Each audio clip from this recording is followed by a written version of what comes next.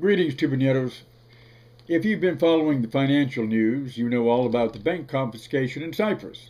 What you don't know is that this was no desperate maneuver by Eurobankers trying to cover their assets, but a deliberate and long planned move to confiscate individual deposits as bank property.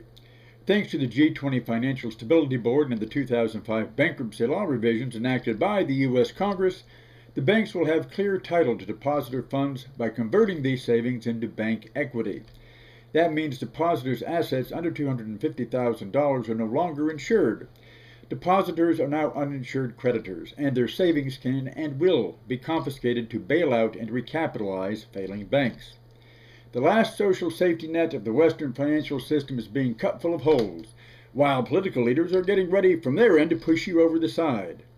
The political logic of capitalism and exploitation couldn't be any plainer. The ruined masses are to be reduced to begging or maybe prayer.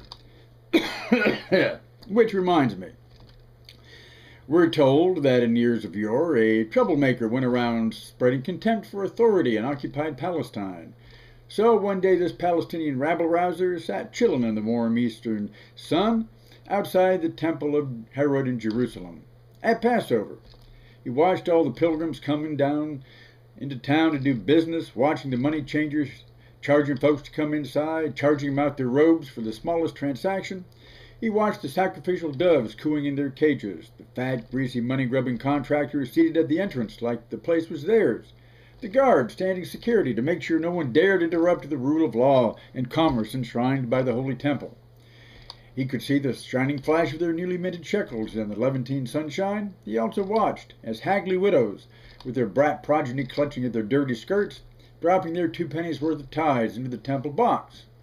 Most of the folks trying to do their duties at the temple weren't much better off, as they came to the holy site to seek solutions to their life's problems. Most of said problems having to do with their poverty and their powerlessness, under an authority regarding them as cattle to be milked, sheep to be sheared, and doves to be sacrificed by the fat-assed men in their fine robes who, it seemed, had taken possession of said temple. So this rabble-rousing troublemaker, the son of a poor old lady from Nazareth, embarrassed every time someone in the hood asked him, "Who's your daddy?" went on outside the temple grounds and got some leather strips, wove them together into a thick, rawhide bullwhip. Then he came back to the temple, and he cracked his whip right and left in the money grubbers' fat faces like roundup time on Red River, and told them, "This is a public place, open to the voice of everyone, but you've made it into a den of thieving contractors feeding at the public trough like a herd of pigs." And so he cracked that whip on the skin tissue of said fat asses, and kicked over their money tables, and freed the captive sheep and doves. More than feathers flew as brilliant robes flapped in the tailwinds of fleeing fat asses scrambling out of whip range. In a minute, they'd gone from masters of the house to refugees as the temple square was finally occupied by the people of Jerusalem. Temple security was placed in the conundrum of having to draw swords on their own folks, and thought better of it and kept their weapons out of sight. This caused great concern among the public leaders of Jerusalem and their paid-off talking heads in the city temples. Not that the temple had been taken over by thieves, but that somebody had dared call them that and flay their skins. The elders of the Supreme Council and the scribes in the lobby feared that he was out to do even worse, to overthrow the temple, to destroy the sacred rule of law handed down in holy scrolls from the anointed prophets upon which their own cheeks of power rested, and so they sought to destroy him. But the jobless, homeless Palestinian construction worker from Nazareth knew how to build a better case. "I'm not doing the destroying of sacred traditions and holy principles, you goddamn ass clowns," he preached. "You are. I'm trying to make the law work for the people of Jerusalem, not just for you running the temple, nor your special interests out in the lobby. You fucktards sit up there in the whitewashed marble temple of power and profit on the Jerusalem Mall, all fresh-faced and manicured and suited up in your power robes, but you and your temple are just a house of the dead, full of rotten old bones and corruption, a swarming pile of maggots feeding on strips of flesh." Beginning to sound familiar, Tubaneros?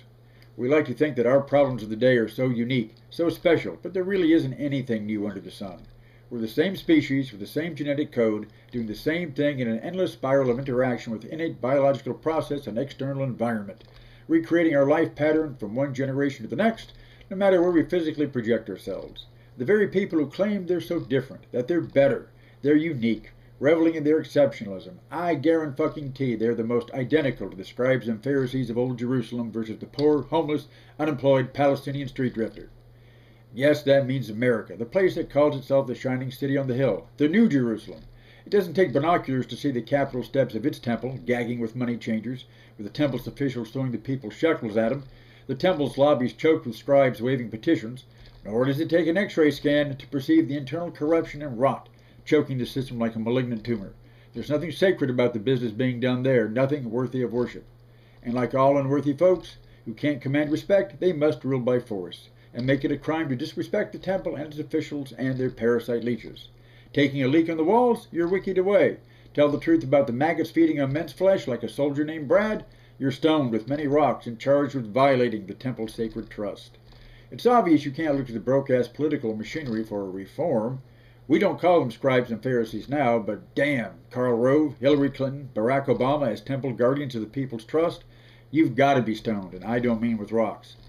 The American people need to think of what Jesus would do. Stand on the tradition of the holy prophets enshrined on yellowed, crumbled parchment under glass, kicking out the money changers and breaking the exploitative power of politicians, banks, and courts.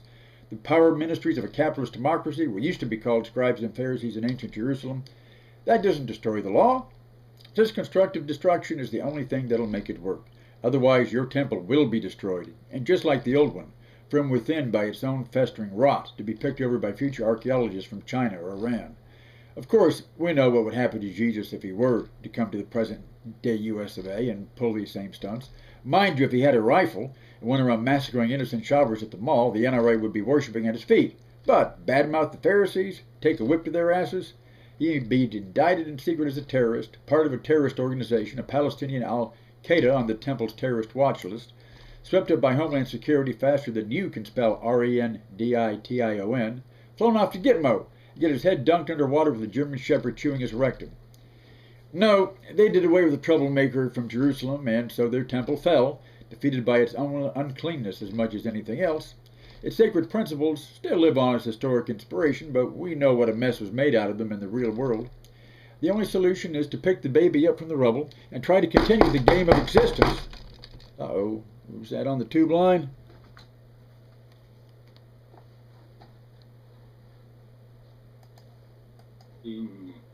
No, I don't bother with that crap. I understand that I'm a byproduct of the environment that grew me, that nurtured me, that fertilized me. Who's this, Without Jesus? the fertilizer, I wouldn't be who the fuck I am. And that's just the truth of it. Without every one of my stinking lousy life experiences, I wouldn't be here at this moment making this fucking video. That a whole bunch of them were critical in developing who I am and my personality and my mindset and my attitude and my poking of my chest in this particular manner. All of that well, you do kind of look like him. Was created. Alright? It didn't come from no free place. It didn't land from Freeville. Wasn't sent parcel post from Freetopia. Well, it's all a losing bet. Well, for Christ's sake, it's the only game we have, and we're in it for life.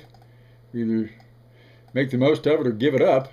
Better a bullwhip for them than the rest of us get nailed.